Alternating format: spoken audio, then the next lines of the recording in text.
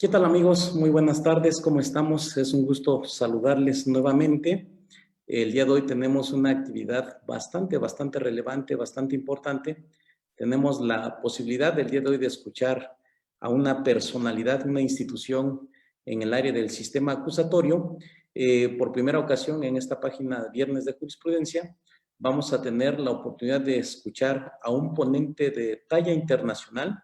Esta transmisión tiene origen, como hemos dicho siempre, en la ciudad de Oaxaca, en el estado de Oaxaca, y en esta ocasión contamos con la importante oportunidad de que el ponente que va a estar con nosotros va a estar transmitiendo en vivo desde Perú. Entonces, a nuestro ponente el día de hoy le vamos a escuchar desde Perú, vamos a tener la posibilidad de tenerlos en nuestra pantalla y en consecuencia en cada una de nuestras casas, en la comodidad de nuestras casas, escuchándole. Y para ello entonces vamos a permitirnos, saludamos en este momento a nuestro ponente del día de hoy, doctor Esber Benavente Chorres. Qué gusto saludarle y previamente a todo agradecerle bastante la gentileza de su conducta profesional respecto a que desde el primer momento en que le hicimos la invitación a que estuviera usted con nosotros el día de hoy, inmediatamente tuvo a bien aceptar. Entendemos su compromiso con el ejercicio profesional y su sana intención de en todo momento compartir conocimiento jurídico de calidad y de relevancia.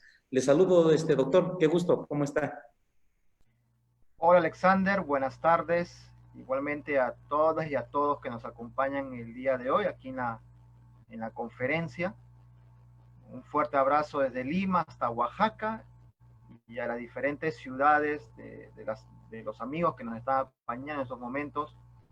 En un momento pues de emergencia sanitaria, digámoslo, pero que no pueda privarnos del deleite del diálogo y de la construcción del conocimiento en las áreas de la ciencia que más nos gustan, como en este caso el derecho penal y procesal penal.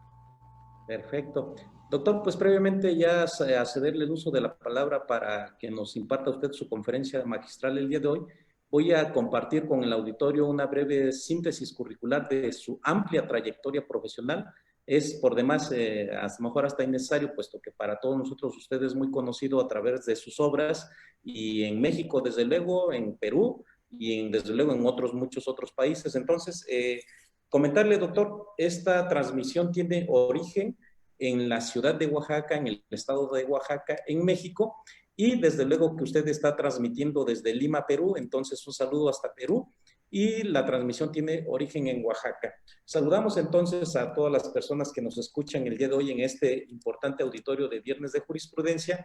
Enviamos saludos. Voy entonces a compartir la síntesis curricular de lo que implica la actividad profesional de nuestro ponente, y el doctor Esber Benavente Chorres disertará hoy para nosotros el tema: los niveles del test de imputación y su relación con el proceso penal acusatorio.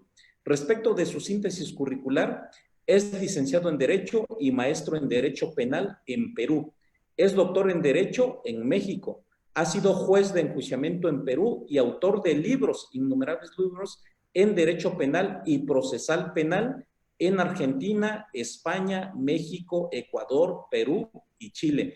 A su vez es director general de la revista Inmexius, una revista sin duda alguna de gran importancia, con temas jurídicos de mucha relevancia. Entonces, para nuestro auditorio también comentarles que en una petición especial de nuestro ponente, del doctor Esber, él nos pide que durante el desarrollo de su exposición, si ustedes tienen algún comentario que hacer, alguna pregunta que realizar, la realicen en el chat de esta página, para efectos de que en el momento que ustedes lo hagan, nosotros transmitamos la pregunta a nuestro ponente. Él busca una situación de interacción con ustedes, quiere que en el momento que él vaya exponiendo, si ustedes quisieran cuestionarle algo, para efectos de que él pueda responderles en ese momento, que durante el desarrollo de su exposición ustedes puedan ir generando preguntas si fuera el caso. Entonces, doctor, pues bienvenido nuevamente. Viernes de Jurisprudencia le agradece tan noble gesto de estar hoy el día con nosotros, y desde luego que su persona, su capacidad profesional, su actividad profesional legitima bastante la seriedad de esta página en la intención de generar actividad profesional de calidad y sobre todo con mucha seriedad. Doctor, ahora sí, por favor, la palabra es suya. Gracias Alexander. Bueno, lo primero quisiera compartir el auditorio Son unos cuadros de PowerPoint que va a ser como nuestra guía en nuestra charla. Bien, como dice el texto, quisiera conversar con ustedes sobre los niveles del test de imputación y su relación con el proceso penal acusatorio.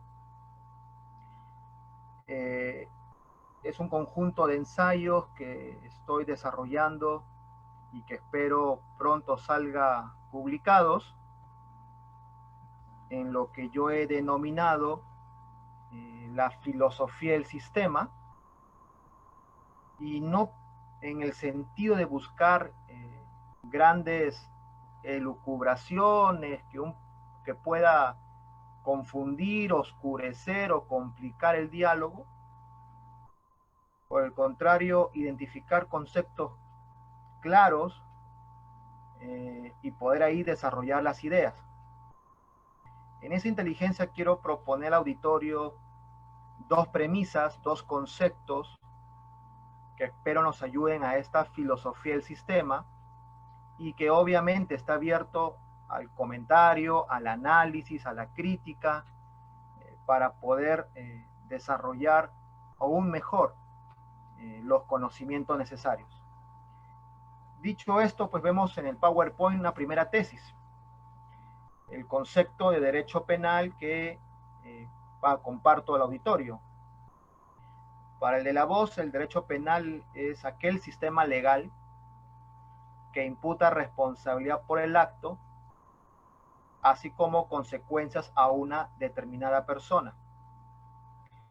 En esta primera parte, resalto la expresión sistema legal, porque el de la voz considera que prohibir una conducta y aplicarle una sanción propia del derecho penal debe de provenir del mandato de la ley, el famoso principio de legalidad.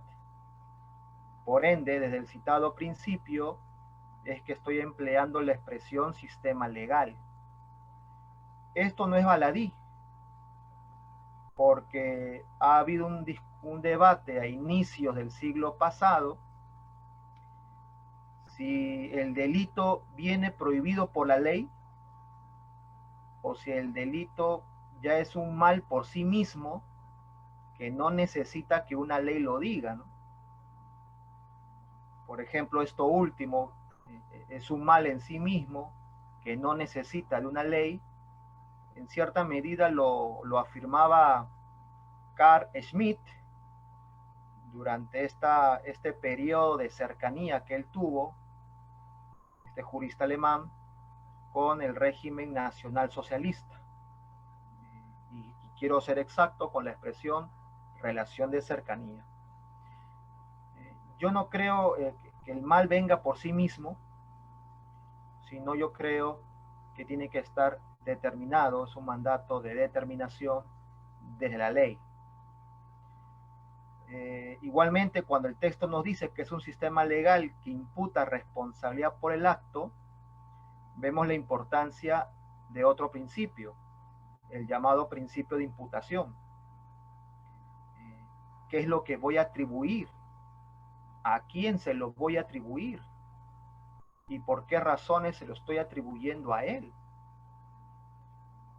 Es un tema, pues, de atribución, de imputación.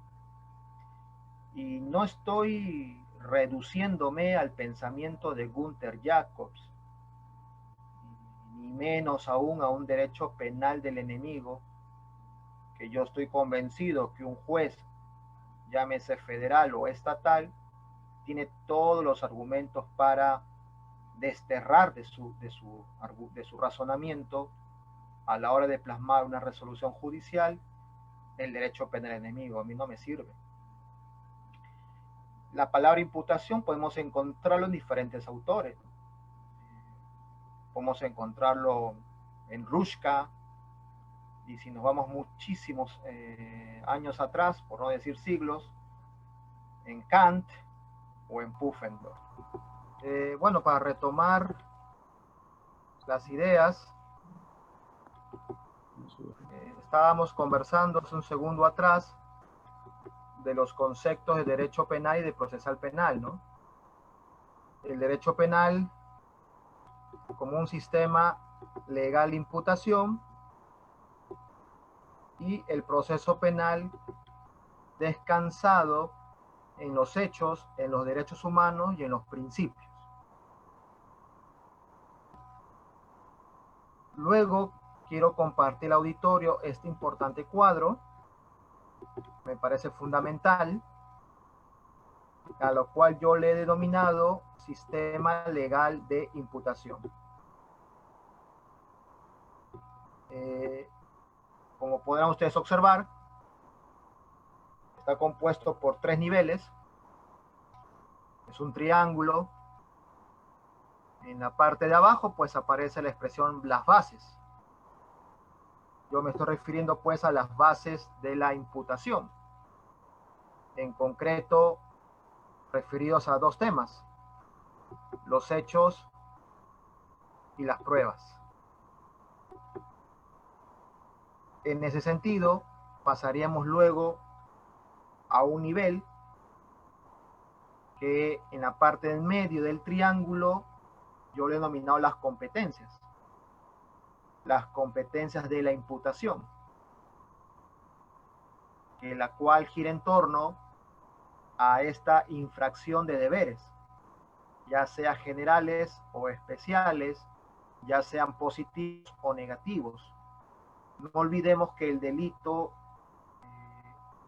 es un estudio de corte deóntico. Lo deóntico nos lleva al tema de deberes, ergo a la infracción de deberes. Y por último, ya en la parte muy superior del triángulo, vemos la palabra consecuencias, lo que vendría a ser las consecuencias de la imputación. Lo cual me estoy refiriendo en puridad a la sanción penal y a la reparación de los daños y demás conceptos legalmente indemnizables según el sistema de cada país. Pues bases de la imputación, competencias de la imputación y consecuencias de la imputación. Es los niveles que considero yo forman parte de este sistema legal de imputación que vendría a ser el derecho penal, y lo que vendría a ser el proceso penal es el marco por el cual estos 3 aspectos discutiremos. La idea de la ponencia es desarrollar las 3 ideas. Para ello quisiera llamarles su atención con un caso, para lo cual voy a presentarlo en estos momentos y así ir generando ya las ideas.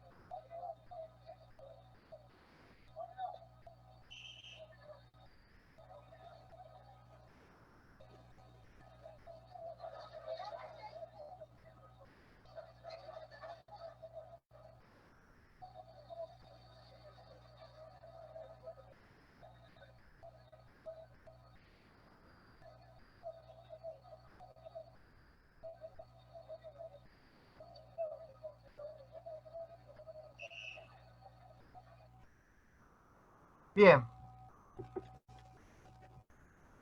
hemos visto el primer video y vamos a analizarlo con el PowerPoint.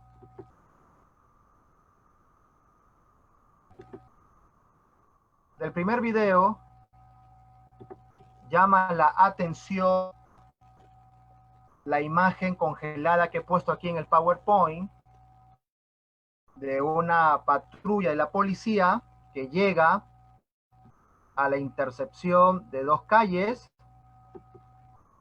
porque aparece en el pavimento una persona humana y aparece también en el pavimento una motocicleta. También de esta segunda imagen congelada vemos que a la persona que yace en el pavimento de a poco le rodean efectivos policiales. Voy a poner a otra imagen congelada.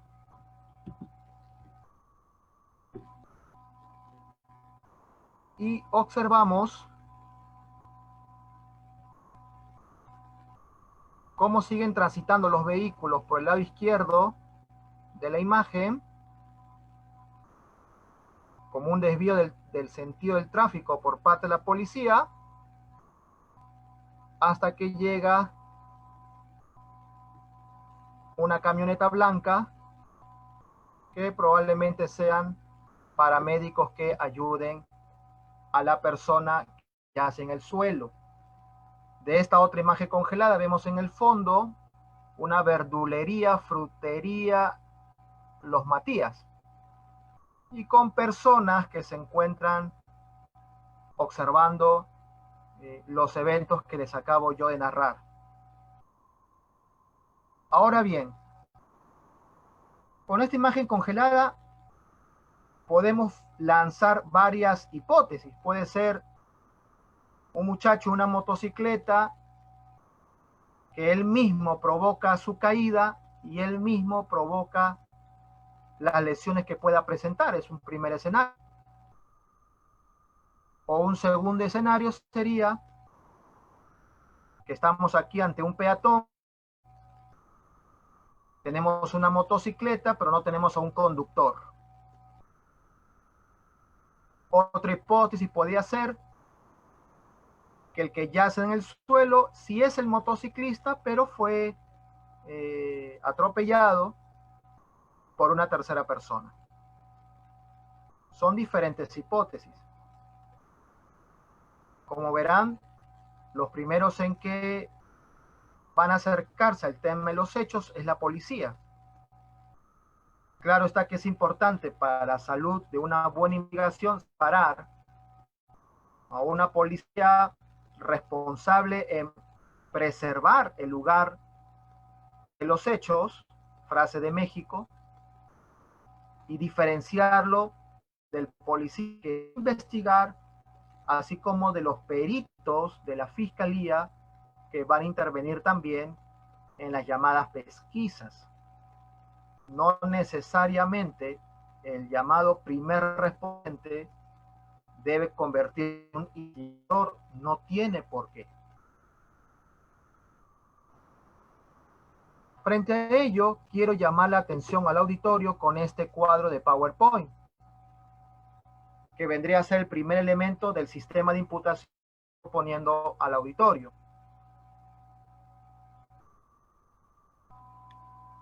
Podemos ver que este cuadro lleva como nombre bases de la imputación. Ya he definido, voy a reiterar el concepto. Por base de la imputación entendemos aquellos hechos con relevancia delictiva susceptibles de ser probados. Aquellos hechos con relevancia delictiva susceptibles de ser probados. Lo que el Código Nacional en México diría las circunstancias de tiempo, las circunstancias del lugar y las circunstancias de modo, pero que nos lleven a un tipo penal y que obviamente puedan ser probados ante la respectiva autoridad. Si observamos este cuadro de PowerPoint, las bases de imputación, yo diferencio tres momentos. Un primer momento donde la gestión de la prueba nos lleva a una dialéctica. ¿Esto qué significa? La noticia criminal, que viene a ser el significado de las siglas NC, que aparece bajo la columna dialéctica, esta noticia criminal, la denuncia, la cual presenta un conjunto de hechos, no necesariamente serán los hechos que serán materia de un proceso penal. Eso es muy importante. No podemos afirmar que lo exactamente denunciado será lo que exactamente llevemos al proceso. Siendo así, sería inútil la diligencia de investigación. Digo inútil porque si voy a copiar y pegar la denuncia, ¿para qué investigo? Por el contrario, con la de investigación, con las entrevistas en el video que pasé a las personas que estaban en esa frutería, puedo saber o puedo aproximarme a saber qué pasó, qué le ocurrió a esta persona y también a esta motocicleta en el video que acabamos de ver. Obviamente lo que me digan esas personas lo tengo que correlacionar con el trabajo que hagan los peritos criminalística, que traten de analizar el lugar donde yace la persona y donde yace la motocicleta, a ver si encontramos indicios que nos evidencie un hecho delictivo. También la importancia de los médicos que revisen a la persona que yace en el suelo para saber si está muerto, si está con lesiones, y si está con lesiones, ¿qué ha ocurrido? Analizar el lugar llamado motocicleta, analizar la motocicleta en un análisis de daños. Luego entonces, esas diligencias de investigación me pueden ir consolidando los hechos de la denuncia o me pueden ir descartando los hechos de la denuncia. A eso indicamos yo como dialéctica. La evidencia o me agrega hechos o mantiene los hechos o quita hechos.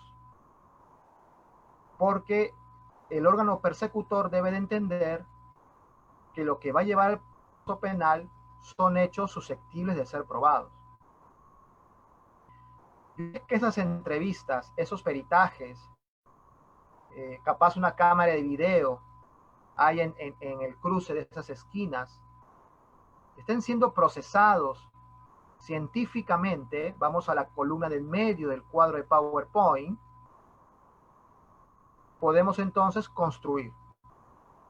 ¿Construir qué cosa? Los hechos. ¿Cuáles hechos? Los que nos servirán como base de la imputación. Si en el primer video la diligencia de investigación nos revela que el de la motocicleta fue atropellado por un vehículo con tal placas de rodaje, conducido por tal persona, en un exceso de velocidad que ocurrió en el cruce de la esquina A con B en el día C a la hora X, eso serán los hechos que constituirán mi base para imputar. Por eso que en la segunda columna, construcción, las tres siglas que se pueden apreciar nos llevan a las circunstancias de tiempo, a las circunstancias de modo y a las circunstancias del lugar. Un buen investigador no se va a casar con la denuncia literalmente. Un buen investigador lo que va a hacer es correlacionar las evidencias para poder construir hechos. Pero si nos vamos a la tercera columna, estos hechos que he construido sobre la base de las diligencias de investigación, pues tienen que tener relevancia penal. Es decir, llevarnos a un tipo penal. De lo contrario, podría ser un tema civil, un tema familiar, un tema laboral, un tema administrativo, un tema moral, un tema religioso, cualquier cosa menos un tema de derecho penal.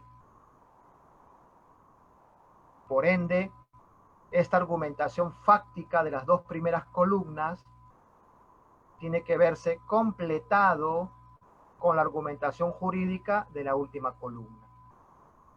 Manejar el aspecto objetivo y subjetivo del tipo penal. Eso es muy importante. Frente a ello, quisiera ahora que me acompañen con un segundo video. Voy a otra vez retomar a los videos para aclarar, espero yo, mucho mejor el tema de las bases de imputación.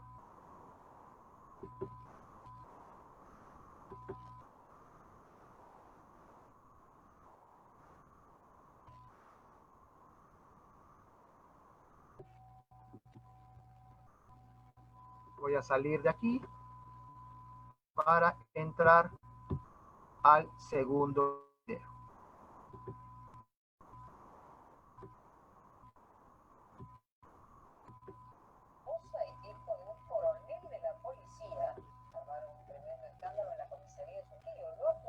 De tener un amante y de inventar denuncias para abandonar a su familia.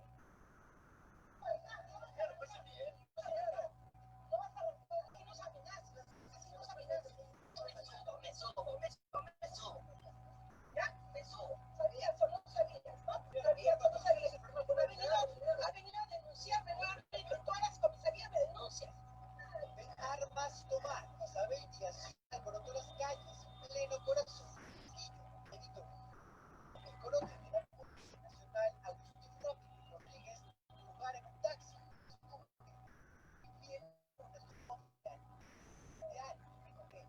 Cuando los hombres se calientan, a las órdenes se han ido es así.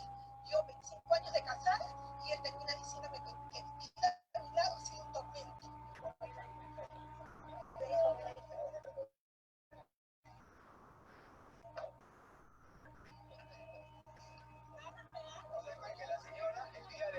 El día de hoy ha venido a mi trabajo a tener actividad laboral.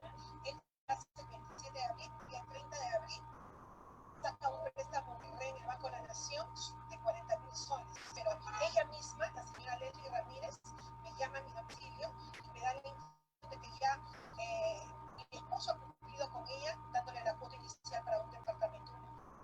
Leslie Ramírez Vega habría abandonado a su esposa, a su hijo de 8 años, por los cariños.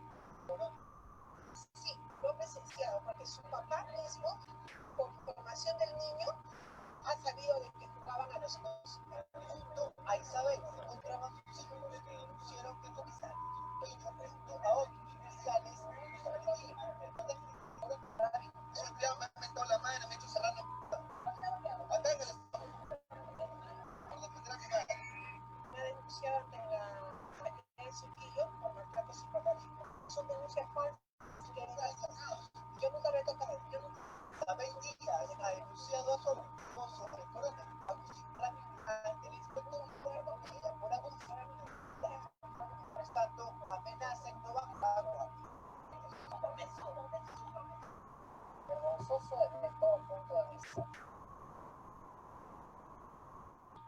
Bien, vamos otra vez al cuadro de PowerPoint para poder analizar el segundo video que les acabo de compartir.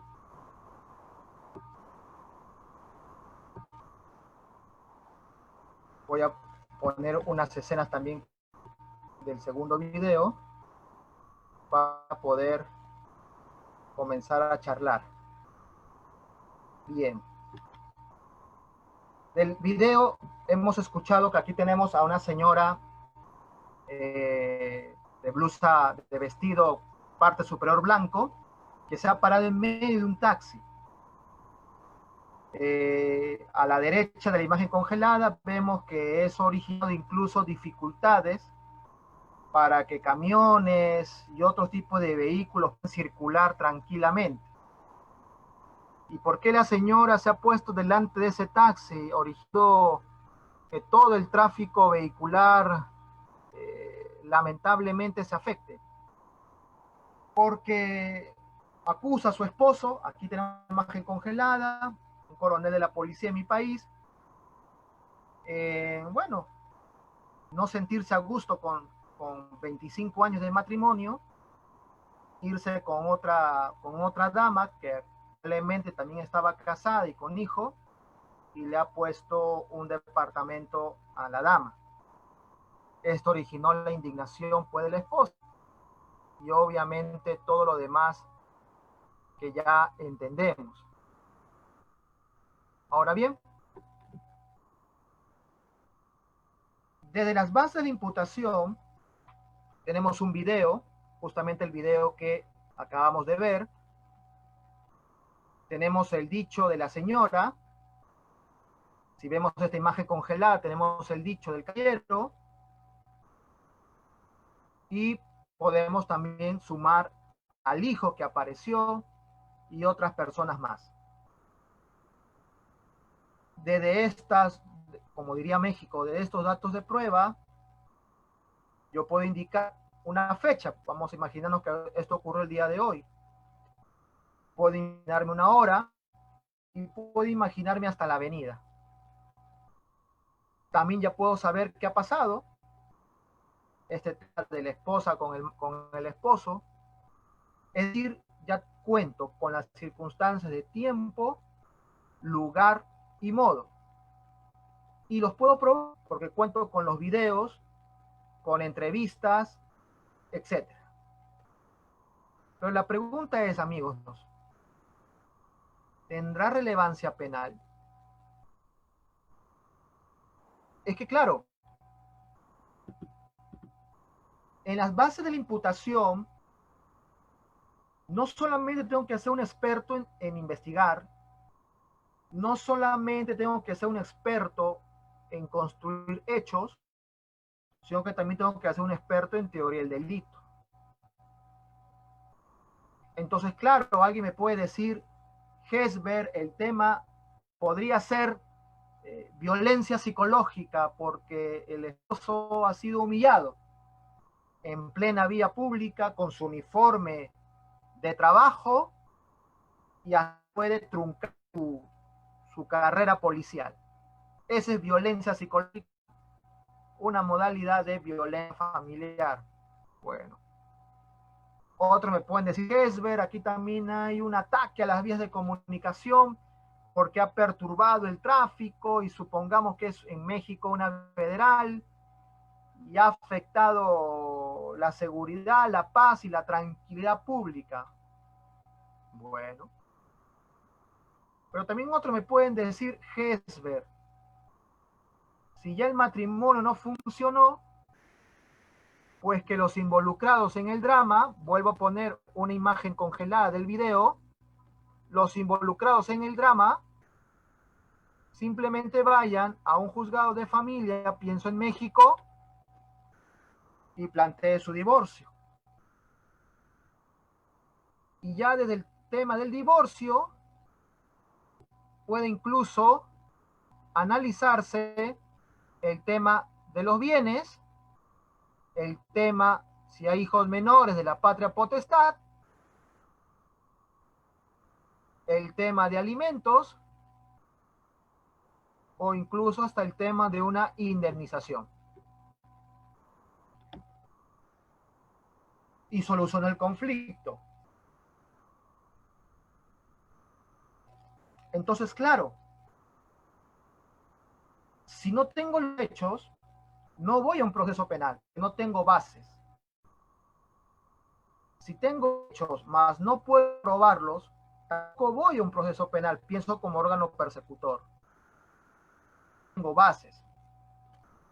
Pero si tengo hechos, si tengo evidencias que me llevan a un conflicto, capaz tampoco es necesario el penal cuando tengo yo otras vías para solucionar el conflicto. En cambio, un órgano persecutor que se abre a ir a un proceso penal sin las bases de imputación suficientes, corre el riesgo de que un defensor muy concentrado y atento de deficiencias en las bases de imputación y solicite al juez, pensando otra vez en México, un auto de no vinculación a proceso, incluso acompañado con un sobreseimiento. Ese es muy importante. La importancia de tener completamente definida qué es lo que voy a atribuir hechos. Estos hechos pueden ser pagados y si pueden ser sostenidos desde la teoría del delito. Pero pasamos al segundo nivel de este sistema de imputación, del angulito. Las competencias de imputación. Otra vez hago recordar la definición. Competencia de imputación significa cuáles son las razones para que la persona sea el competente a título de autor o a título de partícipe de una conducta delictiva. Competente. Es decir, que dicha persona tiene propiedad de que se le atribuya una conducta delictiva. ¿Cuáles son las razones? Y he señalado que la teoría del delito, y bien lo ha señalado el profesor español Íñigo Ortiz de Urbina, la teoría del delito es decir, detrás hay infracción de deberes. Una vez más, no quiero que me etiqueten como Gunther Jacobs, funcionario radical y nada por el estilo. El carácter dióntico, la teoría del delito es dogmáticamente aceptado. ¿Y de qué deber estamos hablando? Si miramos este cuadro de PowerPoint, hablamos en primer lugar de los deberes generales. Es decir, de competencias que todas las personas estamos obligados a cumplir, sin importar la nacionalidad, sin importar la raza, sin importar el género, la condición socioeconómica, etc. Es cumplir con los deberes generales, claro, está en el marco de una sociedad determinada. En el marco de una sociedad determinada. Estos deberes generales que nos competen a todos se reduce a un latinismo que podemos ver en el cuadro de PowerPoint. El neminem laede. O el deber de. Ahora bien, este deber de, si vemos la parte de abajo del cuadro, puede ser de corte negativo o de corte positivo. Eso es importante. Corte negativo significa la expresión muy sencilla: no hagas, no mates, no cines, no dañes.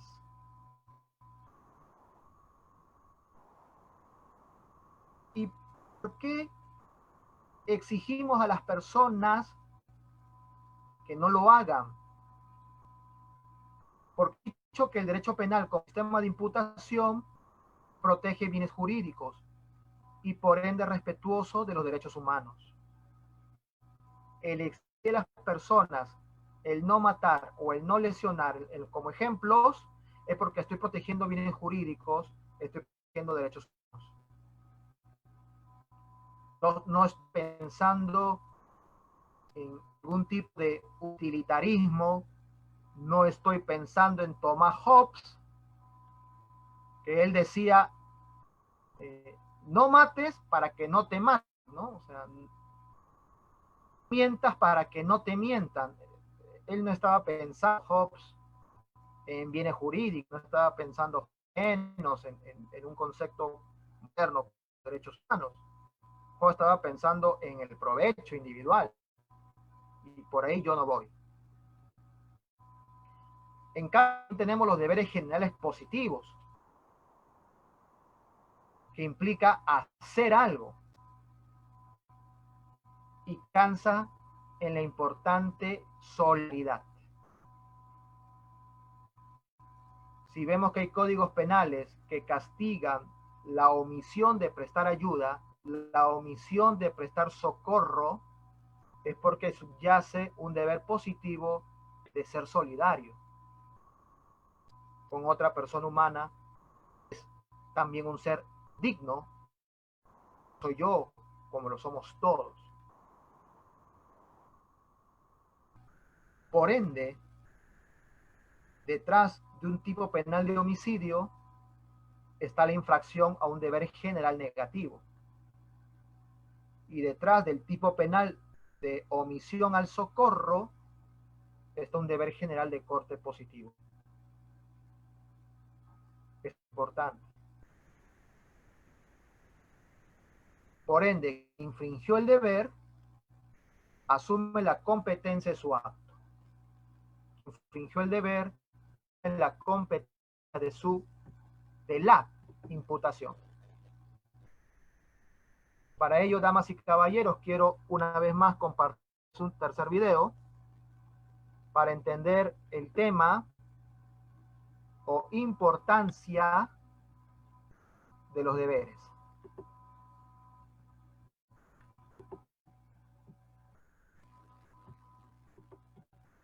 Buenas noches, mi nombre es Daniel HM y bueno, hoy les traigo este video que está circulando por Facebook, donde Doctor, ¿pudiera subir un poquito más el volumen del video, por favor? Perfecto, amigo mío, lo subo otra vez.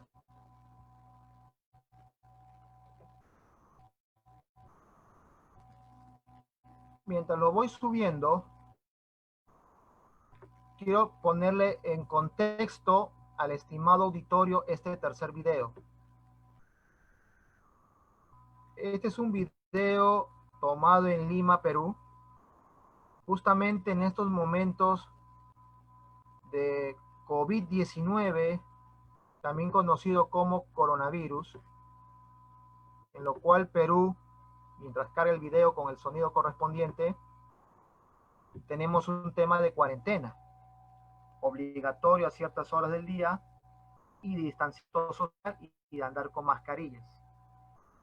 Bueno, aquí vamos a ver en el video a un muchacho que está en el metro de la ciudad de Lima y que no le cree la Organización Mundial de la Salud, no le cree a los medios de comunicación de todos los países del mundo de que estamos padeciendo el coronavirus. No lo cree y al contrario va a expresar su discrepancia de la siguiente manera.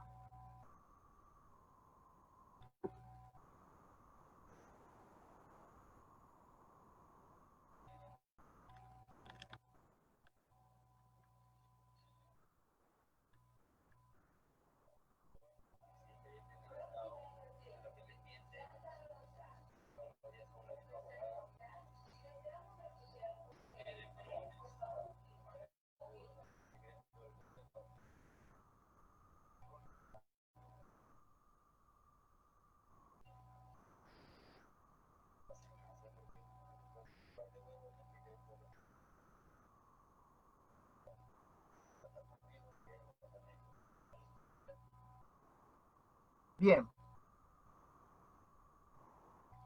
¿Vieron? Se saca la mascarilla, agarra el tubo de aluminio y comienza a frotarse la mano a la nariz, demostrando de que no tiene miedo a ningún tipo de contagio ni menos sus secreciones nasales que ha dejado en ese palo de aluminio, él no tiene temor porque simplemente no cree. Entonces, claro, desde las bases de imputación, si tomamos este video del metro, primer dato de prueba, y luego desde la criminalística podamos localizar a dicha persona con nombre, apellidos y dirección,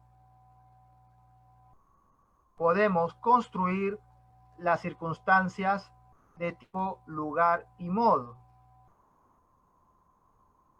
Y esa persona que ha dejado sus secreciones nasales en el metro, agrego una hipótesis, agrego una variable, está contagiado con el coronavirus, entonces nos llevaría a un delito de propagación de enfermedades. O también podríamos discutir si estamos ante una situación, dependiendo del código penal de cada país, ante una apología del delito. Y si estas circunstancias delictivas se dan, es porque la autoridad le puede decir al joven de la imagen congelada: tú has infringido el deber que subyace a todas las personas.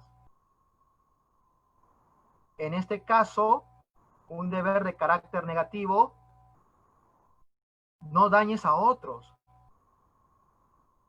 En la hipótesis que estuviese enfermo con el coronavirus, dejando deliberadamente sus secreciones nasales, no contagies a otros. También podría estar en juego el deber positivo: sé solidario con los demás.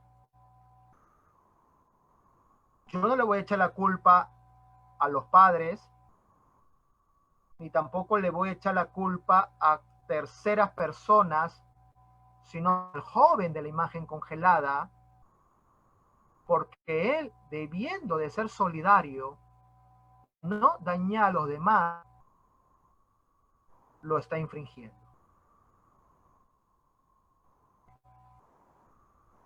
Un deber de solidaridad que también quisiera yo compartirles con un cuarto video para ir cerrando el tema de los deberes generales.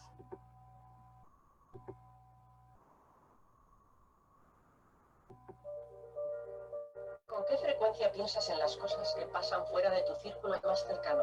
¿Cuántas veces te preguntas qué pasa hoy en el mundo?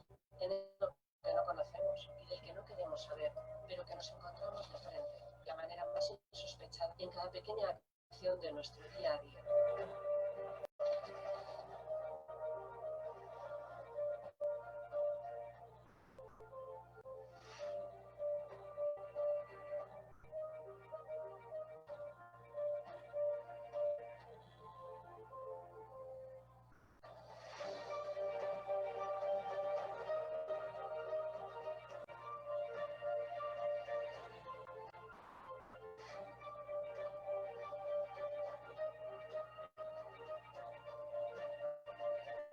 Detrás de esto hay vidas de personas igual que tú, que sufren injusticias, discriminaciones y son despojados de su dignidad, viendo vulnerados sus derechos. Todo esto pasa hoy en nuestro mundo, en un mundo que de una forma o de otra todos compartimos. Suponemos que no es el mundo que desearías. ¿Te atreves a imaginar el mundo que quieres?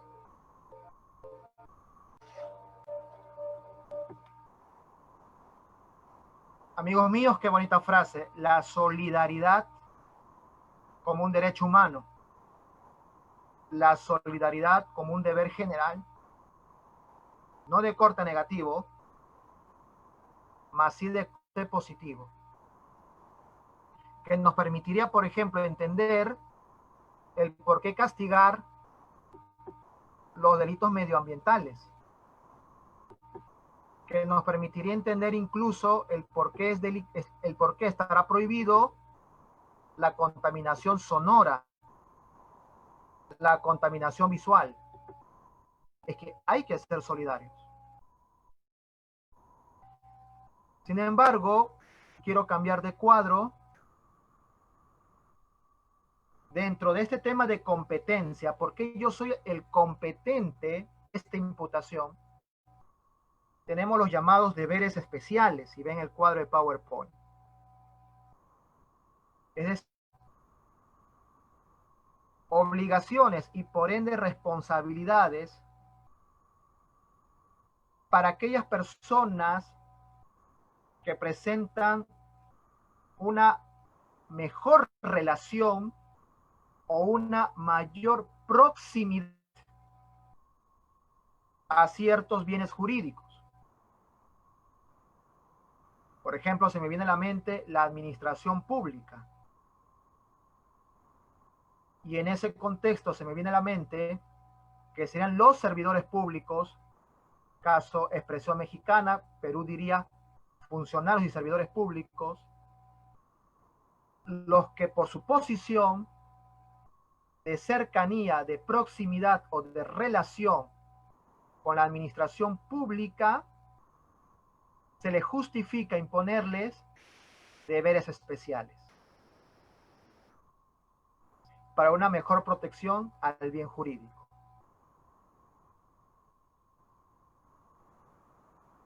Entonces, claro, ya entendemos el por qué en un delito de peculado el autor va a ser aquel funcionario o servidor público que se apodera de caudales públicos puestos a razón de su cargo, porque él es el que tiene el deber especial. Y si va a responder terceras personas, sean o no funcionarios públicos, estas terceras personas responderían en la medida que probamos que estos terceros favorecieron al funcionario público. Favorecieron para que el funcionario público pueda cometer el peculado. No olvidemos que en tema de participación no discutimos la causalidad, y menos calidades especiales de autor. En la participación lo que discutimos es si favoreció o no al autor. Ahora bien, igualmente, si vemos el cuadro de PowerPoint, estos deberes especiales pueden ser negativos o pueden ser positivos. ¿No? Deberes negativos en cuanto a no infringir la transparencia. Vuelvo otra vez a pensar en la administración pública, a no infringir la transparencia de la función pública, a no infringir la eficacia que se busca con el servicio público. Pero también tenemos deberes especiales positivos, ¿no es cierto? Por ejemplo, en el Perú tenemos en nuestro Código Penal el delito de prevaricato, que lo cometen el juez o el fiscal, ¿no es cierto? Por ejemplo, al infringir el deber especial positivo de pronunciarse, en el caso del fiscal o en el caso del juez, pronunciarse conforme a la ley, conforme al principio de legalidad.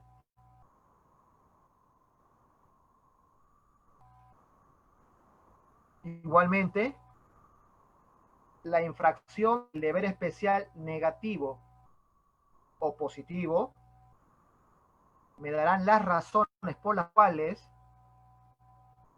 un policía, un juez o cualquier funcionario o servidor público sea el competente para imputarle un delito especial. En esa tesitura quiero que me acompañen con otro caso. El contexto, mientras carga la imagen, por favor. El contexto. es los delitos especiales.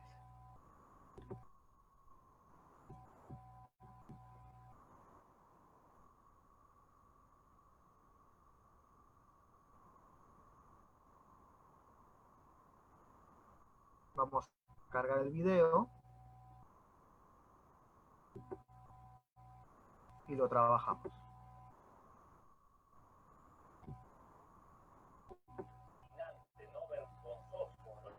Como la otra pandemia, ¿no? Los oficiales y policías.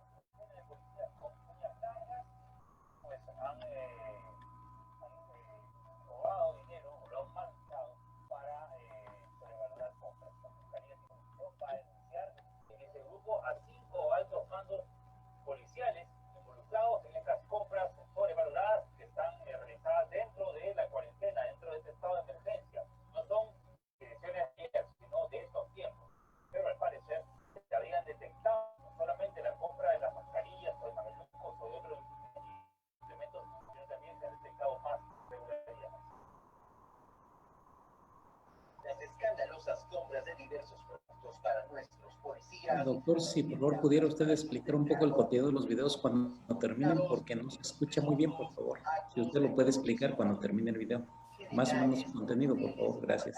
Serán apartados de la institución, además de abrirles un proceso disciplinario. Por su parte, la Fiscalía Corrupción denunciará a 5 oficiales de la Policía Nacional por las compras irregulares de 700.000 mascarillas con costo de más de 8 millones de soles a la empresa de neumáticos Emotion Group Perú. Pero recientes investigaciones periodísticas han revelado que no serían las únicas compras sobrevaloradas.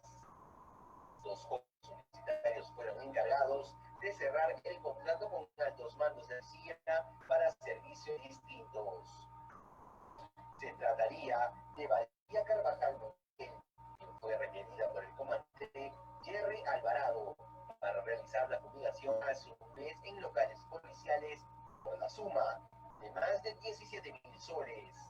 Sin embargo, se descubrió que la joven no tenía permiso del Ministerio de Salud para realizar dicho servicio. Otro caso llamativo es el de Malena Bazán Solier, una estudiante que, al igual que la joven anterior, fue contratada por otro oficial, el coronel Norberto Miranda, para que diera mascarillas por un valor de 198.000 soles.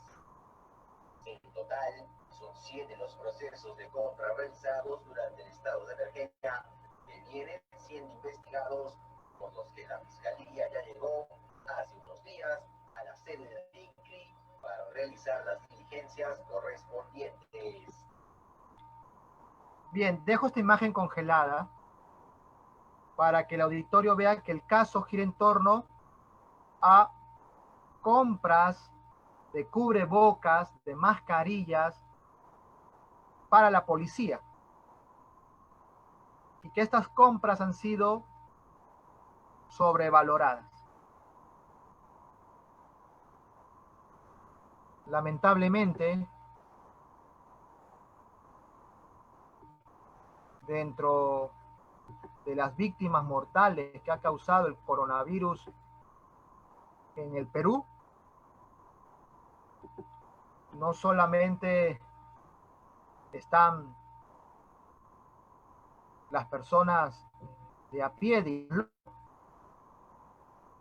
sino también la policía. Máxime, si la policía, pues lamentablemente tiene que, en las horas que nadie puede salir de sus casas, ver que esa regla se esté cumpliendo y si encuentra a alguien que ha salido de su casa, tiene pues que tomarle sus datos, subirle a la patrulla y llevarlos a la delegación policial, y ahí se contagian lamentablemente. Entonces el caso es compras por la policía sobrevaloradas. Bien, vamos a las bases del impuesto. Debo de tener, me imagino, las bases para la compra pública. Debo de tener dentro de las bases los costos de la contratación pública, postores, obviamente la firma del contrato, el acta de conformidad de que he recibido los productos y obviamente el instrumento de pago. Aparte de esos papeles, seguramente debo de tener videos y sobre todo entrevistas de personas que han denunciado compras sobrevaloradas y lo más importante, seguramente una auditoría o un informe pericial correspondiente. Y así poder construir las circunstancias de tipo, modo y lugar que me lleve a estas compras, pero también que me lleve a un delito, ¿no es cierto? Que me lleve a un tipo penal. Por ejemplo, recibir un beneficio económico para favorecer a tal proveedor. Entonces allá me lleva a corrupción. O bien, si me coludo a través de un acuerdo subrepticio entre contratista y proveedor, podríamos estar allá hablando de colusión. Claro está, quiero retroceder al cuadro anterior, amigas y amigos míos. Claro está que la defensa tiene todo el derecho en este último caso de hacer las siguientes preguntas, ¿no? ¿Quién se corrompió? ¿O quién se coludió? Yo no puedo decir la policía porque ¿cuántas personas conforman la policía? Tampoco puedo decir los altos mandos, como decía en la nota periodística, porque yo puedo ser general o yo puedo ser coronel, pero ello no me da ninguna relación con la compra de los cubrebocas. ¿No es cierto? En específico, ¿quiénes son los policías que estaban involucrados en la compra de tales productos? Y obviamente, ¿quién es el proveedor? Pero una defensa atenta también diría lo siguiente, un juez. Pero el vender más caro no me convierte a mí un delincuente. Un defensor nos podría hacer recordar que a diferencia de los actos civiles, en los actos de comercio, lo que se busca es ganancia, utilidad. Y dentro de la contratación pública, no es que yo, proveedor, fije el precio, es el Estado quien fija el costo a través de sus fuentes de información y dentro del marco de la ley. Pero también ese Estado debe ser consciente que el costo que fije debe ser atractivo para que hayan postores y no se estén declarando desiertas las convocatorias. Y para que sea atractivo, el Estado también tiene que entender de que los postores van a asumir penalidades en caso de demoras, tienen que exhibir garantías para un fiel cumplimiento, entre otros requisitos que puede exigir la norma de contratación pública, y aparte su utilidad. Entonces, equiparar sobre un precio alto como delito, un buen defensor lo cuestionaría.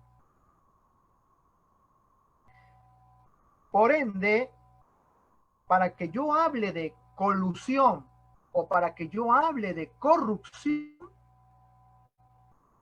el Ministerio Público me tiene que identificar quiénes son los policías involucrados en la compra de los cubrebocas y qué deber especial han infringido para afirmar que su comportamiento ha afectado el bien jurídico protegido en los delitos contra la administración pública. Falsificaron los costos, falsearon las fuentes de información, recibieron un sobre de dinero por debajo de la mesa, que nos lleva a hablar que han roto los principios de transparencia, de eficiencia en la gestión pública, y que obviamente permitiría jalar a los particulares actores como partícipes al favorecer la conducta delictiva de los funcionarios públicos. Yo no puedo decir que la culpa lo tiene, que toda la culpa, perdóname el ejemplo, que toda la culpa de actos delictivos en el estado de Veracruz lo tenga el exgobernador de Veracruz. Hay una frase en el fútbol de México que la culpa lo tiene el Ayun, pero no siempre la culpa lo tiene el Ayun. No siempre la culpa lo tiene un funcionario público. ¿Qué conducta imputó y qué deberes infringió? Un defensor atento, reitero, puede sacar mucho provecho. Sin embargo, supongamos que ya cuento con las bases de imputación, es decir, mis evidencias, mis hechos y mi relevancia penal. 2, ya sé quién es la persona competente en esa imputación, quién es la persona que ha infringido su deber, general o específico, negativo o positivo. Entonces paso al tercer y último nivel en la imputación. Las consecuencias. Damas y caballeros, por más derechos humanos que hablemos, por más que invoquemos la protección de bienes jurídicos, no hay derechos o no hay ejercicio de derechos, para ser más exactos, sin que también seamos conscientes de las consecuencias. Hay un debate, un servidor tiene con mi amigo José Hidalgo Murillo sobre qué es libertad. Daniel siempre me dice que libertad es hacer lo que me da la gana, pero si eso no lo acompañamos con la responsabilidad, con las consecuencias, entonces vamos a vivir en el caos, en el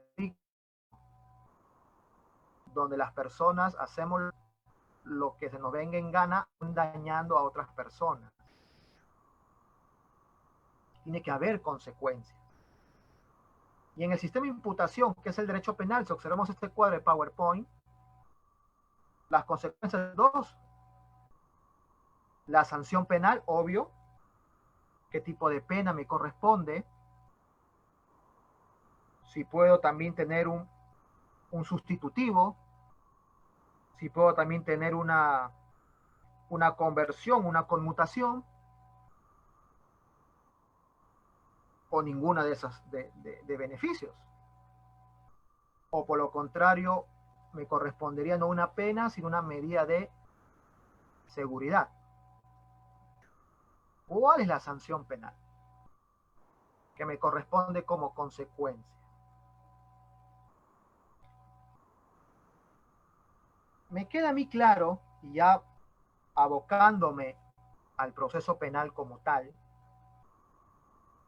que cuando, hablando de México, uno está en la audiencia inicial, escuchamos al fiscal a la hora de formular la imputación y de solicitar el auto de vinculación a proceso, que nos explica las bases de imputación, ¿Y quién es el competente de esa imputación? ¿El probable autor o el probable partícipe?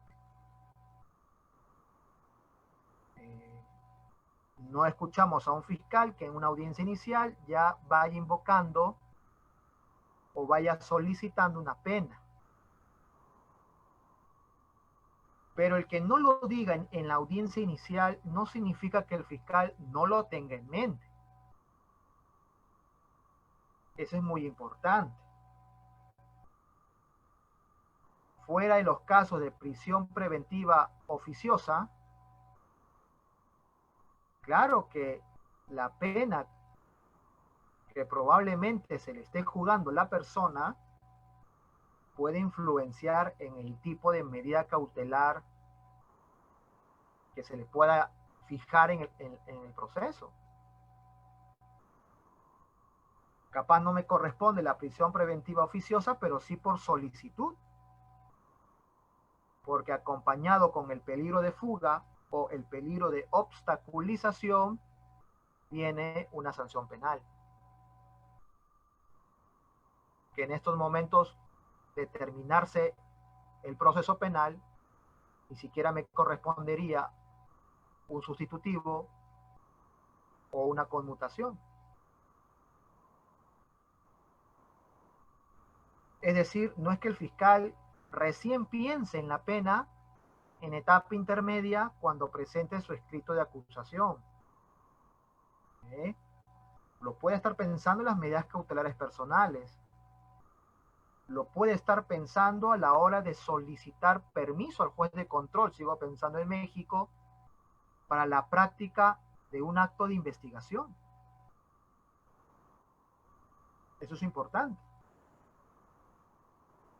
Obviamente también el defensor no va a esperar hasta la etapa intermedia, y mucho menos hasta el juicio, la sanción penal. Capaz el defensor ya puede ir haciendo sus sumas, haciendo sus restas, y se anima por un procedimiento abreviado. O se anima por una suspensión condicional por prueba, o se anima por un acuerdo reparatorio. Es que las consecuencias de la imputación tienen que estar presentes a la hora que avanzo con el proceso, para saber si me conviene llegar a juicio o me conviene una solución diferente al juicio. No ignoro con la sanción penal también lo que se le puede imponer a las personas jurídicas, a las personas morales. Si ustedes me preguntan si México, y en concreto el Código Nacional, necesitaba responsabilizar penalmente las empresas para efectos de imponer una sanción penal, mi respuesta es: no la necesitábamos. Y por más que escuche y reflexione los argumentos que justifican la responsabilidad penal de las personas jurídicas, no me convencen. Que tenga un programa de compliance, de buen cumplimiento, sí, pero tu empresa derramó petróleo. Sí, pero, y esa es la postura, por ejemplo, de Íñigo Ortiz de Urbina, es que si miras toda mi vida empresarial, y no solamente el acto del derrame petrolero, te darás cuenta que he sido una empresa virtuosa, que nada más fallé una vez, pero siempre he sido virtuoso. Entonces, una categoría ética como es la virtud, pensada para las personas humanas, para las personas físicas, la queremos trasladar a los seres inanimados, si me permite la expresión seres, a lo inanimado, mejor aún, de las empresas. Otro me dice: no, Helber, aquí lo que se castiga es el haberse usado la estructura de la empresa. Entonces estamos más preocupados por la estructura, por el envase, que por las personas físicas que están detrás. Que por la culpabilidad del carácter y cosas por el estilo. yo no sé si la teoría del delito del siglo XXI gira en torno a que surja un nuevo Klaus Roxin que nos diga por qué las empresas son penalmente responsables de una manera razonable, o simplemente nos demos cuenta, como lo ha hecho Alemania, por ejemplo, que es una tontería el derecho penal de las personas jurídicas. Y me quedo con la frase del profesor brasileño Paulo Basulto, que lo que hacen los empresarios es simplemente distraer la atención del penalista. Es decir, que le interese más el envase, llámese la empresa, antes que el gerente, antes que al dueño, antes que al directivo, antes que al jefe. Me conviene que vean las 4 paredes del edificio, no me importa si la cierran, me puedo hacer otro edificio, lo importante es que yo no vaya preso. Entonces desviamos la atención, cuidado. Volvemos al cuadro de PowerPoint. Otras consecuencias, la reparación del daño, evidente. Una reparación del daño que va a víctima u ofendido. Pero si vemos el cuadro de PowerPoint, la pregunta que planteo es, ¿y quién es la víctima? Y vemos que hay 2 definiciones de víctima. En primer lugar, una víctima desde la postura tradicional, que nos dice, bueno, la víctima es a quien es el titular del bien jurídico afectado, y si ya está muerto, sus herederos. Entonces la reparación del daño se convierte en elemento de la masa sucesoria o de la masa hereditaria. Tendría que demostrar mi calidad de heredero del sucesor y respetar los órdenes de sucesión legal para saber si me toca o no la reparación del daño en caso de las víctimas muertas. Pero esa es la postura tradicional, llevarnos a sucesiones. En cambio, si vemos el cuadro de PowerPoint, tenemos la postura del derecho internacional de los derechos humanos, que nos dicen, claro, hay víctimas directas, las que se ven afectadas con la acción ilícita, pero también tenemos las víctimas indirectas, y no son los herederos únicamente, ni mucho menos si tengo un orden de primer nivel para heredar y otros tengan un orden de segundo nivel para heredar. Eso no importa, dice el derecho internacional de derechos humanos. Lo que importa es que esa víctima indirecta haya tenido algún tipo de relación, es la palabra clave, relación con la víctima directa. Claro, puede ser una relación de parentesco, pero también puede ser una relación afectiva, puede ser una relación emocional, o puede ser una relación de dependencia económica. Y me libero de los órdenes legales sucesorios, me libero de los órdenes legales hereditarios. Y para entender lo que acabo yo de decir, quiero que me acompañen al último video, al último caso, que quiero compartirles, por favor.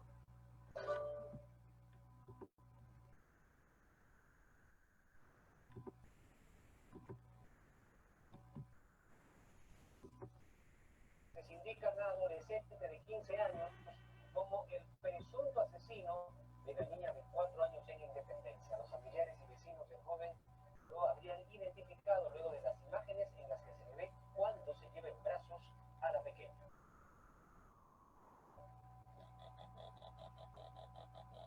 Un adolescente de 15 años es el principal sospechoso de la desaparición y asesinato de una niña de 4 años en Independencia. Un vecino del pasaje 2 del asentamiento humano Proyecto Integral 18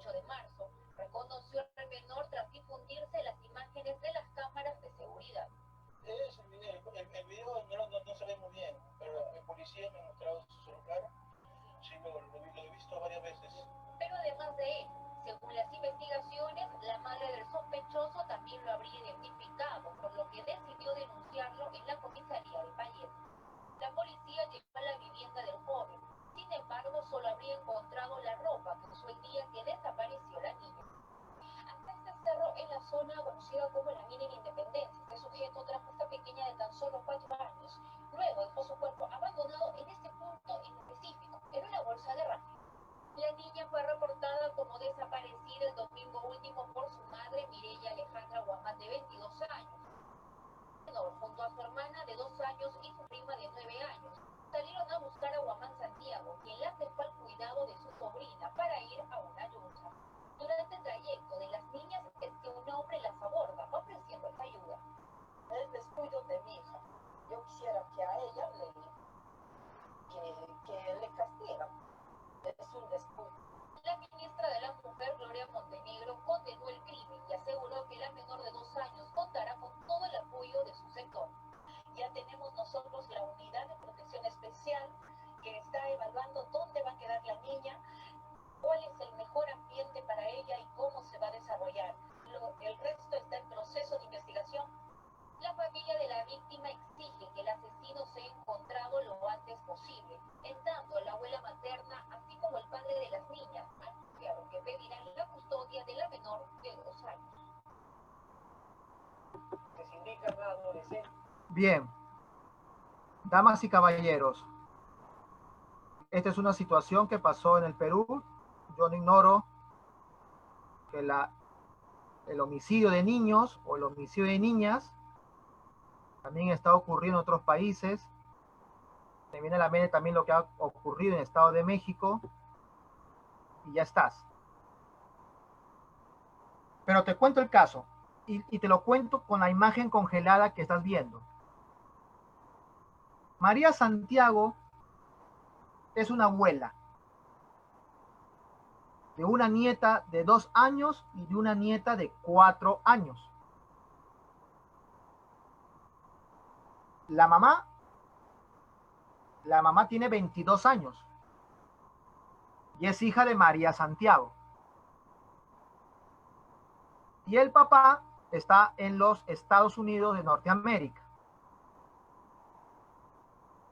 ¿Qué pasó? Nos dice María Santiago, la imagen congelada que ustedes pueden ver. Que la mamá de 22 años decidió ir a una fiesta. Yunza es una fiesta en el Perú. Y de noche. Y en vez de que la niña de 2 años y de 4 años estén con la abuelita María Santiago, la mamá la dejó al cuidado de su sobrina de 9 años de edad. O sea, una niña de 9 cuidando a 2 niñas de 4 y 2 años. En la inocencia, estas 3 niñas llegan la noche, no ven a la mamá y en su inocencia no van donde la abuelita, sino lamentablemente salen a la calle. Y es ahí donde un adolescente de 15 años, según estas imágenes, carga a la niña de 4 años de edad y aparece al día siguiente violada y muerta. Si nos concentramos en el adolescente, claro que hay bases de imputación, tenemos un video y tenemos a personas, pongo la otra imagen congelada, personas que lo han reconocido a ese adolescente y que tendrá que responder la imputación dentro del sistema de justicia penal para adolescentes. Pero llama la atención, damas y caballeros, amigas y amigos míos, un reclamo que hace la abuelita, un reclamo que hace María Santiago. ¿Y qué reclama la señora María Santiago? Mi hija no puede quedar impune. Mi hija, que se fue a una fiesta en la noche y dejó a sus 2 menores hijas al cuidado de otra menor, no puede quedar impune. En la doctrina del derecho familiar italiana, estos eventos se le categorizan como daños endofamiliares. es decir, daños por conflictos en el interior de la familia, por miembros del grupo familiar. Y aquí tenemos un conflicto. La abuela ya no cree en su hija como una persona idónea para la crianza de la única nieta por parte de su hija que le queda vida. Por ende, aquí tenemos la necesaria intervención del derecho para resolver el conflicto familiar y esos daños endofamiliares. Probablemente una primera respuesta lo encontremos en el derecho privado, yendo a los juzgados de familia para solicitar la tenencia de la niña y que ya no lo ejerza la mamá. Hay un tema de tenencia, hay un tema de régimen de visitas y seguramente un tema de alimentos, porque la niña de 2 años tiene que comer. Pero también este conflicto familiar puede ser resuelto desde el derecho público, porque seguramente podemos estar pensando de que la mamá de 22 años que sale a la fiesta haya cometido un delito de abandono o exposición al peligro de sus menores hijas, siendo consciente porque fue ella quien infringió los deberes paterno-filiales, que son deberes especiales. Y seguramente podría estar pensando en una sanción penal. Pero ya sea el derecho privado a través del derecho de familia, o ya sea el derecho público por intermedio del derecho penal, aparte de la respectiva sanción, entré al cuadro de PowerPoint, amigas y amigos míos, tenemos el tema de la reparación del daño. Un daño moral, un daño físico, gasto de sepelio, etcétera, que seguramente si la mamá es condenada penalmente tendría que asumir. Pero ¿a dónde iría la reparación del daño? Si seguimos la postura tradicional de víctima, tendría que ir, dado que la víctima está muerta, a sus herederos y observando el orden legal, donde unos herederos excluyen a otros. Y si tenemos que elegir entre la abuelita María Santiago, que está en Lima preocupada por su nieta, y el papá, que está en Estados Unidos, el orden sucesorio le da preferencia al papá, a pesar que está en Estados Unidos, que no tiene el directo cuidado de la niña, entre otros factores. Pero si vemos el cuadro de PowerPoint desde la postura del derecho internacional de los derechos humanos, la víctima indirecta no es la heredera, sino la que haya mantenido una relación más cercana, más profunda con la víctima directa, en este caso muerta. Y en ese orden de ideas, pienso más en la abuelita María Santiago.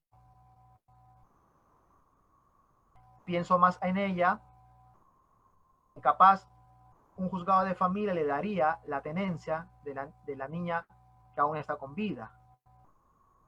Y esa cercanía con la niña muerta le daría el estatus de víctima indirecta, aún por encima del padre. Y esta noción de derecho internacional de los derechos humanos lo ha adoptado México a través del concepto de víctima indirecta que observas en el artículo 4 de la Ley General de Víctimas. No habla de herederos, habla de relaciones. Cuidado. Superando la Ley General de Víctimas incluso al Código Penal Federal, que habla de herederos. Perú, mi país, lamentablemente, sigue con la postura tradicional de herederos. Cuidado. Un cuadro más. ¿Qué daños voy a reparar? Parto de la Ley General de Víctimas Mexicanas, las medidas de restitución, las de rehabilitación, las de indemnización, la de satisfacción y las de no repetición. Quiero elegir la tercera de esta lista. Quiero elegir las medidas de compensación o indemnización económica, es decir, un pago en dinero. Merece, y esa es mi postura, María Santiago, la abuelita, una indemnización económica, sí. ¿Y quién le da ese merecimiento? La Ley General de Víctimas, y pienso en México, en el artículo 64, 6.4, que nos regala 8 fracciones, por ende, 8 conceptos de indemnización. Cito algunos nada más. Está el daño físico, está el daño moral, el lucro cesante, la pérdida de oportunidades, los honorarios del asesor jurídico de víctimas si es privado, daños materiales, daños a los derechos humanos, los gastos de transporte, alimentación, para recuperarse, para tratarse, los gastos de recuperación, obviamente. Pero claro, la abogada de la abuelita de María Santiago, ese asesor jurídico de víctimas, cambié de cuadro, tiene que ser un experto en los temas de daños, que en el caso de México me trabaja la Ley General de Víctimas, que de manera resumida lo estoy presentando en este cuadro de PowerPoint. No puede ser un asesor de víctimas que siga pensando en la Ley Federal de Trabajo. Y que tampoco podemos tener sentencias en la cual los montos económicos se siguen fijando por la Ley Federal de Trabajo cuando ya tenemos una jurisprudencia, ni siquiera una tesis aislada, una jurisprudencia del Pleno, ni siquiera de los colegiados de circuito, del Pleno de la Suprema Corte, que nos indica que es inconstitucional remitirnos a la Ley Federal de Trabajo. ¿Por qué? Porque así ya no señala el artículo primero constitucional, que nos dice en su párrafo primero, todos gozamos los derechos humanos, y en su párrafo tercero, tenemos que gozar de unos derechos humanos progresivos, que me permitan una mejor satisfacción, y no 4,000 pesos por Ley Federal de Trabajo. Ni siquiera es constitucional pensar en la capacidad económica del agresor, ni en la capacidad económica de la víctima. Cuidado, porque aquí el factor predominante no es la capacidad económica, es el daño. Pero parece que somos, algunos jueces somos muy abuelitos o muy abuelitas, ¿no? Pobrecito el acusado, como si fuese mi nieto, ¿cómo va a pagar tanto? ¿No? O peor aún, la víctima no necesita mucho dinero. Entonces, trastocamos, desviamos el primero constitucional y la Ley General de Víctimas. Importante. Pero lo que ese abogado de la víctima sí tiene que tener en mente es que necesita probar el monto económico. Si me va a trabajar daño emergente, si me va a trabajar daño moral, etcétera, y me saca un monto consolidado, tiene que probármelo. ¿Y cómo lo prueba? Y este es el último cuadro de PowerPoint. Lo prueba pericialmente. Lo prueba a través de la ciencia o de la técnica. Necesitamos aquí ciencia. ¿A través de quién? Del perito evaluador. Por eso la parte final del PowerPoint dice: necesito un peritaje de evaluación de daños. Así nos señala el primer párrafo del artículo 64 de la Ley General de Víctimas. Los daños son aquellos económicamente evaluables. Más claro el 64 ni el agua. ¿Qué es la evaluación? Una rama de la economía. ¿Necesito ser economista? No. Necesito estudiar evaluación. ¿Y lo puedo estudiar como arquitecto, como ingeniero, como psicólogo, como abogado? Por supuesto que sí. Obviamente hay que ser responsable en el curso, en el diplomado, en la maestría, en este caso de evaluación, que vas a asumir. Entender las técnicas de evaluación, las fórmulas matemáticas, entender que se evalúa tanto lo tangible, una casa quemada, unas lesiones físicas, pero también se evalúa lo intangible, la imagen afectada, la marca empresarial dañada, las emociones afectadas, daño moral, que trascendieron a lo somático,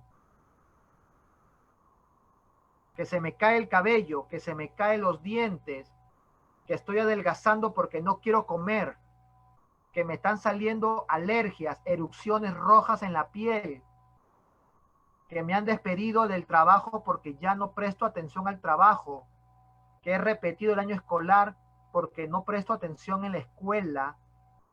Probablemente es porque tengo un daño emocional que ya pasó a lo físico, ya pasó a lo somático, y eso también se puede evaluar. Y claro, un defensor tiene todo el derecho de dudar de la ciencia de ese peritaje y en juicio oral agarrar a ese perito y contrainterrogarle, hacerle preguntas ricas en contenido, y ahí va el asesor jurídico que se hace famoso, que de veras defiende a su perito, y tenemos a un juez de enjuiciamiento agradecido, y no un juez de enjuiciamiento que si no trabaja ley federal de trabajo, entonces lo que hago es una condena genérica y que en ejecución penal vía incidente se liquide y zafé del problema. Más Pilatos lavándome las manos no hay. Entonces, un asesor jurídico interesante que también se mete a un sistema de imputación porque entiende que la imputación penal satisfactoriamente lograda permitirá unas consecuencias de reparación del daño también satisfactorias. Y ya nada que me adhiero a lo que dice el Ministerio Público, me adhiero, nada que agregar, nada que señalar, y parece que de ahí no sale. Bien, con ello he querido trabajar.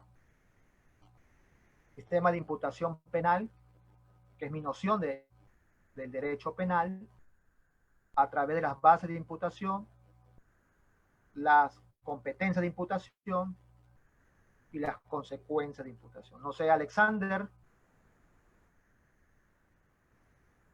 si tenemos preguntas. Doctor, pues muchísimas gracias por su importante ponencia. Comentarle que lo han estado siguiendo de Perú. Lamentablemente tuvimos por ahí un pequeño incidente con la situación tecnológica que nos obligó a interrumpir de momento la transmisión. Sin embargo, la hemos recuperado. Persisten lamentablemente algunos problemas tecnológicos. Pero Sin embargo, Alexander, ¿lo grabaste? ¿Has grabado toda la charla? todo está grabado, doctor. Perfecto, entonces dile a mis paisanos de Perú y a todos los amigos de la comunidad latinoamericana o iberoamericana que está grabado el video y que lo podemos encontrar en Viernes de Jurisprudencia, ¿cierto? Ok, seguimos en vivo aún, doctor, ¿eh? Seguimos en vivo, entonces a todo el auditorio que nos escucha, reiterar lo que comenta nuestro ponente, el doctor Esber. Este video ha quedado grabado, va a quedar grabado en la página de Viernes de Jurisprudencia, entonces ahí vamos a poder replicarlo, sigue grabado y va a quedar grabado de manera permanente. Entonces, doctor, agradecer bastante el hecho de su ponencia. Tenemos algunas preguntas, vamos a intentar desahogar algunas. Esperemos que la situación tecnológica nos lo siga permitiendo, porque sí tenemos lamentablemente algunas fallitas que persisten.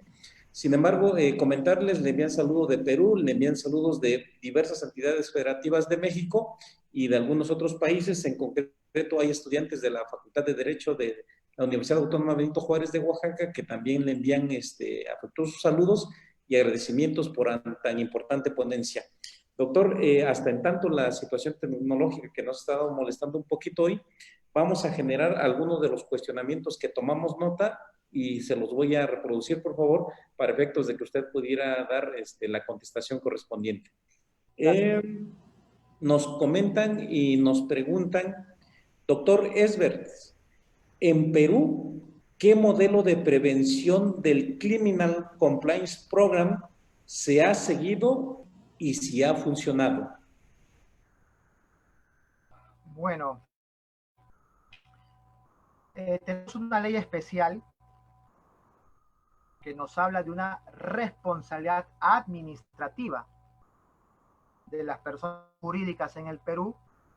Solamente que esta responsabilidad administrativa, querido Alexander, lo relaciona con ciertos delitos como el soborno transnacional, pero siguen hablando de responsabilidad administrativa. En ese contexto, claro, también en el Perú es muy fuerte el ala de penalistas que trabajan el cumplimiento normativo, el compliance, con cursos, con diplomados, etcétera. Pero lo que yo en lo personal no comparto. Primero, porque ni siquiera se han puesto de acuerdo, Estado Alexander, qué papel juega dentro de la teoría del delito el compliance o programas de cumplimiento normativo. Un profesor español que he citado varias veces, Íñigo Ortiz de Urbina, que entiende que en España si hay responsabilidad penal de las empresas es literal, pero que no observa ninguna ubicación en teoría del delito. Palabras textuales señala que si lo apresuran, lo ubicaría en la punibilidad, pero como cajón desastre. Ni sabemos dónde ubicarlo en teoría del delito. Dos, estimado amigo, para ingeniosos los penalistas, caramba, ¿no? Que el fundamento es la utilización de la estructura lógica objetiva. No, que es la culpabilidad por el carácter. No, que es el defecto de organización como la demostración de una falta de vida virtuosa de la empresa, ¿no? Empresa virtuosa. Yo no me caso con nada. Yo sigo pensando que estamos más preocupados en el envase que de las personas físicas. Como juez de enjuiciamiento en el Perú que he sido, y si tengo fiscales peruanos de la Corte Superior que han trabajado conmigo, y les mando un saludo desde acá, no me dejarán mentir que cómo buscan evadir responsabilidades el gerente general, el directivo, el dueño, que yo nada más soy el gerente, que pregúntale al operario, que yo nada más soy el que pone la plata.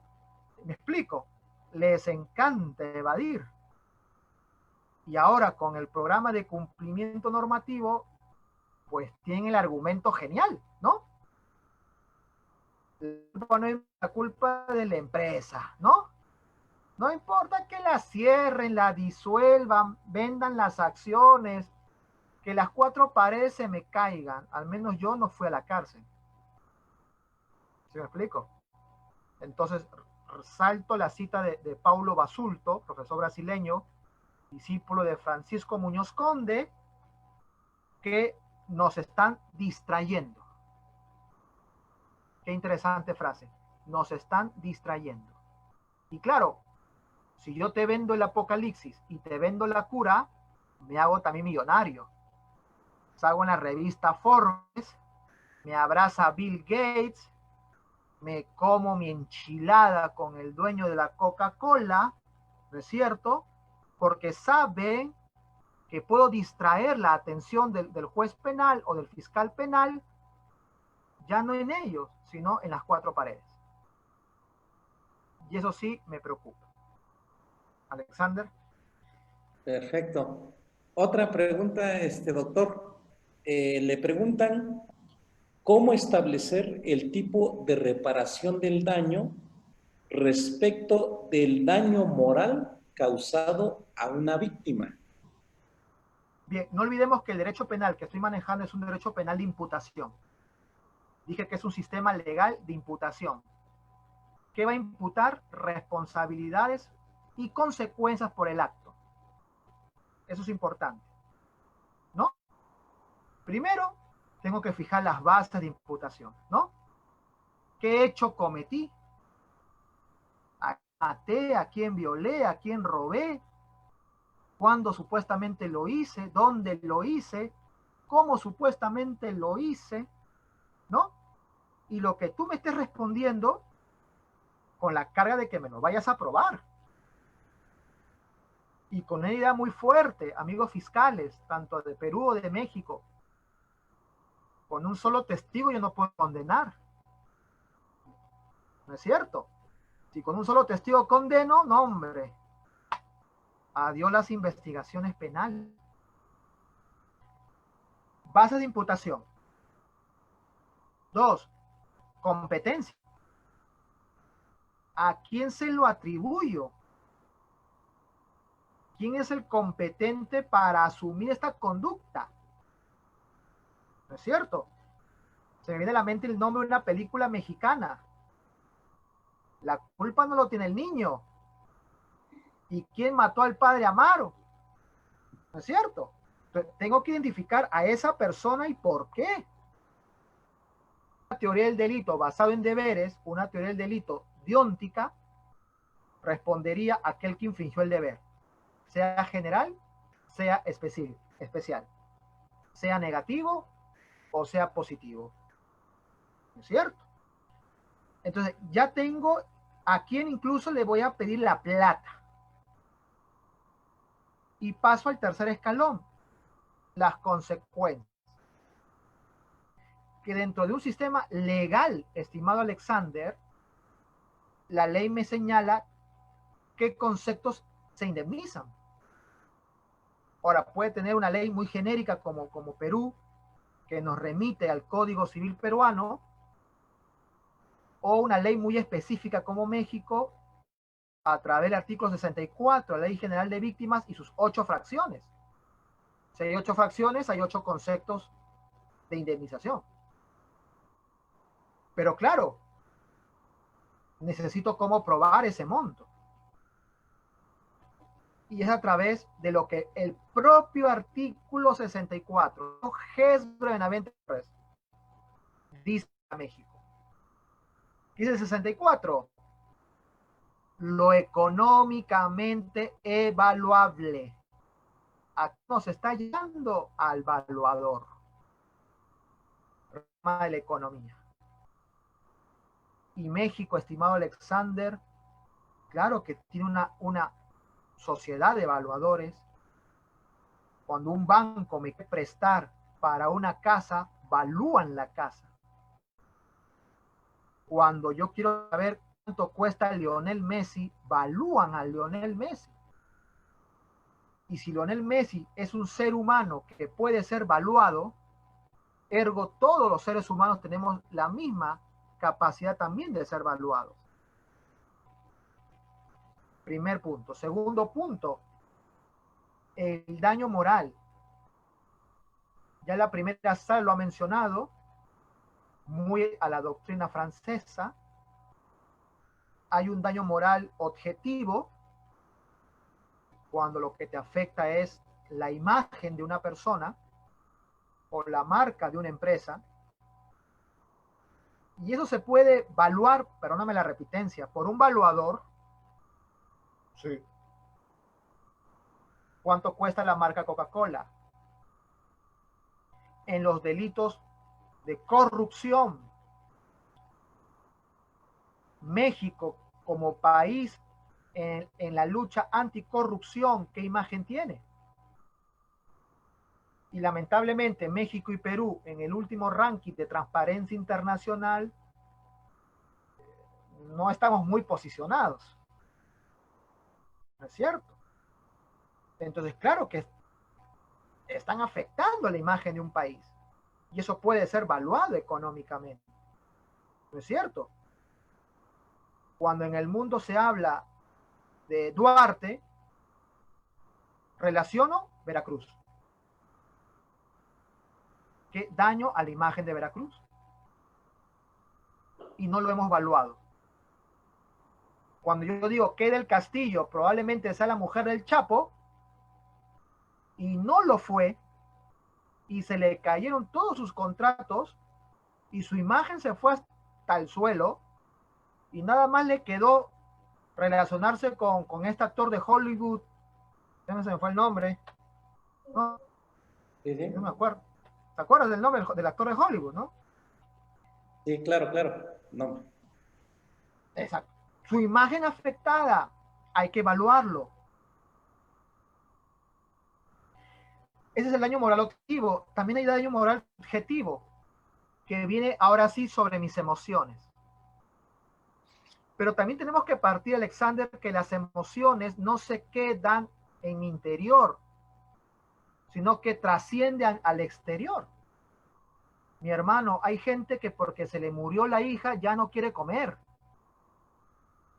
Se le cae el cabello. ¿No es cierto? Se le caen los dientes. Y no es chimuelo porque no se lava los dientes, sino porque la preocupación. Se le quita el sueño. 3 de la mañana te busca un familiar tuyo, Alexander. 3 de la mañana se le quita el sueño. ¿Por qué? Por las preocupaciones. Psicológicamente o desde la medicina puedo relacionar esa preocupación emocional con lo que está pasando el cuerpo. Sí. Ahora, ¿qué va a hacer el evaluador? El evaluador va a hacer trabajo de campo, Alexander. Me va a pedir documentos, facturas, recibos de gastos seguramente, ¿no?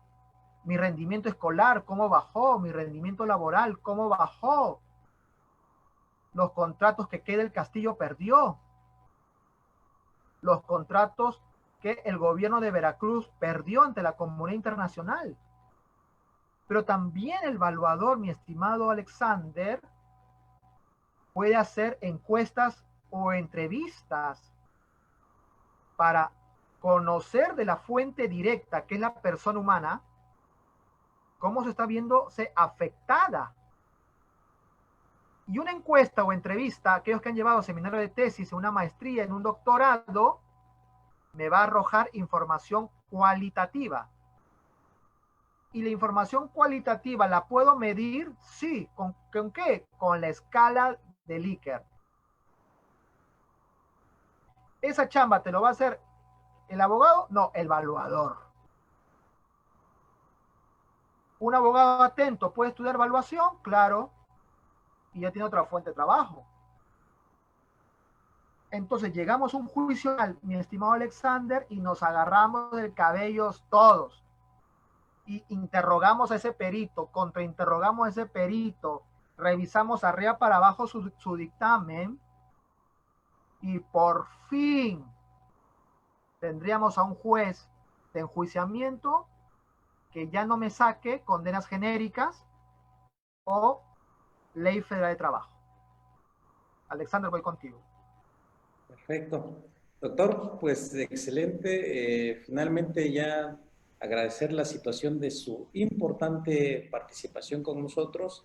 Reiteramos, esta transmisión tiene origen en el estado de Oaxaca y usted está con nosotros desde Perú, entonces situación que agradecemos bastante en nombre de Viernes de Jurisprudencia.